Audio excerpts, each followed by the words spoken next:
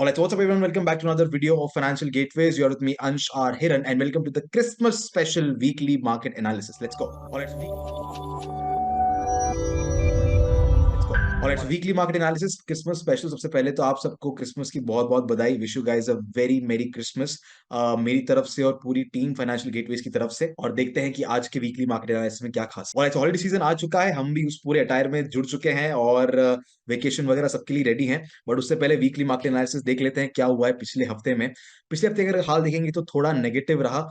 जिन levels को हमने दिया था, राइट, अब मैंने इसकी एक अपडेट वीडियो भी बनाई थी कि जब यूजुअली 5 हफ्ते या 7 हफ्ते या 9 हफ्ते मार्केट एक अप ट्रेंड जाता है, उसके बाद एक हफ्ता करेक्शन आ सकता है। और जो हमने लेवल्स बनाकर दिए थे वीकली मार्केट एनालिसिस में लास्ट टाइम, उन्हीं पर आकर मार्केट ने सपोर्ट लेकर फिर से ऊपर जाने की कोशिश की है। सो एज आई सेड पिछली बार भी कि it's gonna be a opportunity to buy, और यही अपॉर्चुनिटी अभी हमें फिर से अच्छा खासा पैसा कमाकर दे सकती है। तो देखते हैं, पिछले हफ्ते 0.5% निफ्टी गिरा है, 1.35% बैंक निफ्टी गिरा है, मिड कैप के अंदर लगभग 1% की गिरावट है, और विक्स इंडिया अपने काफी अच्छे लेवल्स पर है। 13.71 14 तक भी गया था, बट अभी अब काफी अच्छे मूवमेंट मार्केट में हमें देखने मिल सकते हैं। अगर एफआईडीआई डेटा की बात करें तो कुछ खास मूवमेंट नहीं है। स्टॉक ऑप्शंस के अंदर अच्छी खासी मूवमेंट देखने मिली, क्योंकि काफी अच्छे करेक्शन आए थे मिड कैप वगैरह के अंदर भी, तो वहां पे थोड़ी बहुत हलचल है। उसके अलावा कोई खास मूवमेंट नहीं है। वहीं अगर फ्यूचर्स की बात करें तो यहाँ पर अच्छा खासा पैसा अभी भी जा रहा है, सेलिंग बहुत कम है। और साथ ही साथ अगर स्टॉक के फ्यूचर्स को देखें तो वहां भी काफी सारा पैसा पंप हो रहा है। अब अगर बात करें सेक्टर परफॉर्मेंस की, तो लगभग सारे sector negative to zero movement type में रहे हैं। थोड़ा सा अपवर्ड मूवमेंट आया, थोड़ा डाउनवर्ड मूवमेंट आया, वापस अपने ही प्रीवियस लेवल्स के ऊपर आसपास आ गए हैं। बट इसकी कोई दिक्कत नहीं, थोड़ा सा पुल बैक आया है, किसी सेक्टर ने ओवर रिएक्ट किया है, किसी ने अंडर रिएक्ट किया है, लेकिन ऐसे उसमें कोई दिक्कत की बात अभी तक हमें दिख नहीं रही है। लास्ट वीकली मार्केट एनालिसिस में जो स्टॉक्स हमने दिए थे उसमें ज्यादातर तो एक्टिवेट ही नहीं हुआ, क्योंकि सारे बुलिश ट्रेड्स थे और मार्केट थोड़ा सा बेरिश ही रहा। जो एक्टिवेट हुए उसमें से दो में से तो हमें प्रॉफिट मिल गया, और एक प्राज इंडस्ट्रीज के अंदर 4% ऊपर जाकर वापस नीचे आया, तो हमने इसको ब्रेक इवन पे बुक किया है। वही दूसरी तरफ पिछले वीकली एनालिसिस के ट्रेड्स देखें तो एचडीएफसी के अंदर 9% का रिटर्न है, मैजडॉक के अंदर फाइनली 6% का रिटर्न हमें मिला है, जीएनएफसी के अंदर 4% का रिटर्न हमें मिला था, फिर वापस नीचे आया तो ब्रेक इवन पे एग्जिट किया। और भारतीय एयरटेल के अंदर हमें छोटा सा स्टॉप लॉस देखने मिला है। अभी तो था पिछले हफ्ते की बात, अब देखते हैं अगले हफ्ते में मार्केट कैसा दिखने वाला है। सबसे पहले अगर बात करें निफ्टी की, तो निफ्टी में जो हमने पहला लेवल दिया 21,000 का, एग्जैक्टली वहीं पर आकर मार्केट ने सपोर्ट लिया है, सपोर्ट लेकर ऊपर जाने की कोशिश कर रहा है। तो इसमें कोई दिक्कत नहीं है, अभी इस बार के कोई नए लेवल्स नहीं है। 21,000, 21,500, 21,850, ये सारे लेवल्स अभी भी इंटैक्ट हैं। 22,380 नीचे की तरफ 20,500, ये सारे इंपॉर्टेंट लेवल्स हैं। इनमें अभी तक कोई चेंजेस नहीं आए हैं, और इन्हीं को मार्केट रिस्पेक्ट करता हुआ चलेगा। वहीं दूसरी तरफ अगर हम बैंक निफ्टी की बात करें तो बैंक निफ्टी के अंदर अभी भी लेवल सारे इंटैक्ट है, जैसे कि हमने बात की थी कि 47,000 और 46,750 यहां पर एक इंपॉर्टेंट लेवल है। तो 47,000 से ही बाउंस बैक आया है, और 46,750 तक अभी तक मार्केट नीचे नहीं आया, बट ठीक है। 46,750, 47,000, उसके नीचे 46,370, उसके नीचे 45,600, ऊपर की तरफ 48,200 और 49,300, 400, ये सारे इंपॉर्टेंट लेवल्स रहेंगे। अभी भी मार्केट में ये सारे लेवल्स इंटैक्ट है। चलिए बात करते हैं स्टॉक्स की, और इस बार बहुत सारे स्टॉक्स हैं, क्योंकि हल्का सा मार्केट डिप पे आया है। जब भी मार्केट डिप पे आता है हमारी ये वाली स्ट्रैटेजी पे बहुत सारे स्टॉक्स फिल्टर आउट होते हैं। देखते हैं कि करके सबको फटाफट। पीजीएचएच पहला स्टॉक है, जो हमने पिछली बार भी देखा था 2 हफ्ते पहले, वहां पे एक्टिवेट नहीं हुआ, इस हफ्ते भी कुछ नहीं हुआ, और अब यहाँ पे वापस 20 मूविंग एवरेज पे ही है, और यहाँ पर एक प्रीवियस सपोर्ट के ऊपर भी आया है, लोअर बैंड पे भी है। लेट्स सी अगर ये एक्टिवेट होता है तो पीजीएचएच को हम देख सकते हैं अगले हफ्ते के लिए। उसके अलावा जो स्टॉक हमारे पास है जिलेट इंडिया, जिलेट इंडिया को भी हमने पिछली बार ट्रैक में लिया था, लेकिन उसमें कुछ हुआ नहीं, अभी तक ट्रेड एक्टिवेट नहीं हुआ किसी में भी। ना इसका हाई ब्रेक हुआ, ना कोई और ऐसा एक्टिवेशन का हमें सिग्नल मिला है।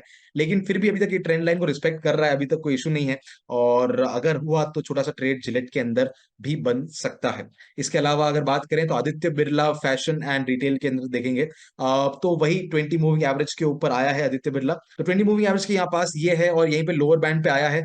ये ट्रेंड लाइन भी यहाँ बन रही है, तो देखते हैं अगर यहाँ पर सपोर्ट कंफर्म होता है एक तरह से, तो डेफिनेटली एबीएफआरएल एक अच्छा पिक हो सकता है अगले हफ्ते के लिए। Next order we have for you is Dalmia Bharat, डाल भारत। वापस वही वीकली 20 मूविंग एवरेज के ऊपर है, ग्रीन कैंडल्स की वॉल्यूम ज्यादा है, रेड की कम है। यहाँ पर एक अच्छा खासा फॉल करेक्शन देखने को मिला है अपने टॉप लेवल्स में, जहां पर ये मेन रेजिस्टेंस भी था, वहीं से रेजिस्टेंस बना के नीचे आया है। बट यहाँ पे जो ओवरऑल ट्रेंड लाइन हमें दिख रही है, वहीं पे ये सपोर्ट लेने की कोशिश कर रहा है। साथ ही साथ नीचे लोअर बैंड भी है, यहाँ पर कुछ बुलिश पैटर्न भी बने हैं। तो ये सब दिखाते हैं कि पॉसिबिलिटी है कि यहाँ पर ये सपोर्ट लेकर इसी स्ट्रैटेजी के अकॉर्डिंग ऊपर जा सकता है। तो ये एक और अच्छा ट्रेड अगले हफ्ते के लिए हो सकता है। इसके अलावा एक और जो स्टॉक हमारे लिडार में है, दैट इज एचडीएफसी लाइफ। वही 20 मूविंग एवरेज के ऊपर आया है। साथ ही साथ अब इसमें अगर आप देखेंगे तो थोड़ा सा रेड कैंडल का वॉल्यूम ज्यादा है, राइट। रेड कैंडल का वॉल्यूम थोड़ा ज्यादा है, ग्रीन का थोड़ा कम है। तो ये थोड़ा सा मुझे डाइसी लग रहा है। अगर इसके अंदर ट्रेड मिला भी तो भी मैं छोटी क्वांटिटी से ट्रेड करूं, क्योंकि वॉल्यूम का कंफर्मेशन मुझे इतने अच्छे से नहीं मिल रहा है जितना मैं एक्सपेक्ट कर रहा था। ऑफ कोर्स ग्रीन की कैंडल की वॉल्यूम ज्यादा अच्छी खासी है, यहाँ पे भी अच्छी है, बट ये जो सेलिंग आई है वो भी अच्छी खासी हुई है। तो इसमें थोड़ा सा मुझे कंसर्न है, but let's see what happens. छोटी क्वांटिटी से तो definitely I can trade in this stock. Next order we have for you is Max Financial Services Limited, MFSL. MFSL के अंदर देखिए वापस वीकली के ऊपर आया है, और इसी के साथ साथ लोअर बैंड के ऊपर आया है। इसके अंदर भी सेम प्रॉब्लम है कि रेड कैंडल्स का वॉल्यूम काफी ज्यादा है। अब इसके अंदर भी नीचे ट्रेंड लाइन है, ऊपर की तरफ रेजिस्टेंस है, ये सब तो ठीक है। लेकिन जब ये 960 का लेवल टूटेगा तो डेफिनेटली एक छोटा सा ट्रेड यहाँ पर ऊपर की तरफ बन सकता है। बट फिर भी क्योंकि रेड कैंडल्स का वॉल्यूम ज्यादा है, तो यहाँ पे थोड़ा सा हमें ध्यान देने की जरूरत है, थोड़ा सा इस पे अलर्ट रहने की जरूरत है, क्वांटिटी कम करने की जरूरत। Next order we have for you is credit access Grameen limited. यहाँ आप देखेंगे तो अपने फिबोनाची लेवल्स के 38% रिट्रेसमेंट के ऊपर आया है, और यहाँ पर सपोर्ट लेने की कोशिश कर रहा है। साथ ही साथ आरएसआई जो है 40 के ऊपर सपोर्ट लेने की कोशिश कर रहा है। अगर आप देखेंगे तो ग्रीन कैंडल्स की जो वॉल्यूम है अच्छी खासी है, रेड की थोड़ी कम है। तो ये एक अच्छा सा स्टॉक हमें दिख रहा है for like very quick trade. लेकिन this can be the stock for next week. Next stock that we have for you is Bajaj Holdings. Bajaj Holdings के अंदर आप देखेंगे तो 38% रिट्रेसमेंट के ऊपर सपोर्ट लेने की कोशिश कर रहा है। साथ ही साथ अगर मैं इसको निकाल भी दूं फिबोनाची रिट्रेसमेंट को, तो यहाँ पर 20 मूविंग एवरेज जो बॉलिंजर बैंड का मिडिल बैंड है, यहाँ पर भी सपोर्ट लेने की कोशिश कर रहा है। और ग्रीन कैंडल्स की वॉल्यूम ज्यादा है, रेड की कम है। ये सब चीजें दिखाती है कि यहाँ पर ये सपोर्ट ले सकता है, मल्टीपल सपोर्ट्स हैं।